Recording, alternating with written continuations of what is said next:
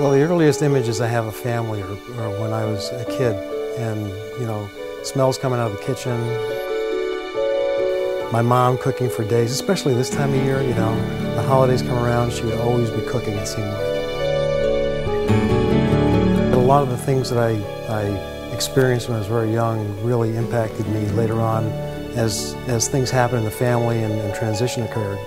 It was different. It was, the things that were important to me stayed with me, and I sort of convey that to my clients when I talk to them. I got into this business when my dad died, and when I was 11.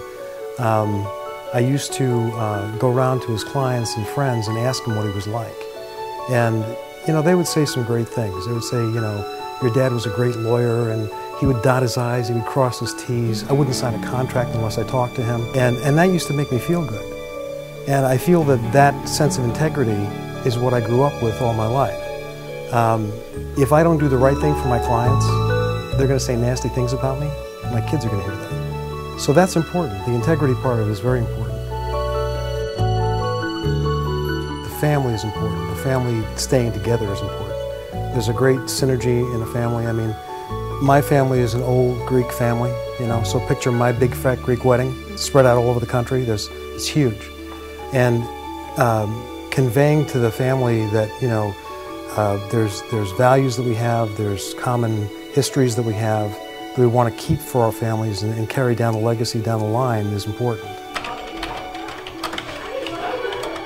Keeping the family together, especially when money can drive them apart, we have family meetings, and we serve as the interpreters for the family to say, look, this is what mom and dad did, and this is why they did it, and this is how it benefits you.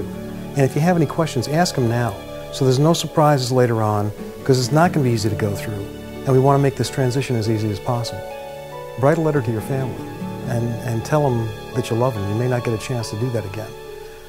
Tell them the things that made your family great. Tell them the things, how the wealth was built, and what that really means to your family as a legacy that's going to last for generations. Because if we don't do that, it's not going to be there for people that really we care about. I think that if my dad had written me a letter and told me his hopes and dreams and fears, it would have been something I would have read a million times by now. And I think that people lose sight of that. I don't have the luxury of having my folks around to talk to anymore. And had I had something from my dad that would really be something from his heart that he really felt, that would be something I would have really cherished. And I think that's what people are looking for. They don't care about the money. They don't argue about the $1 million bank account. They argue about that 25-cent trinket that mom and dad bought in Europe 35 years ago.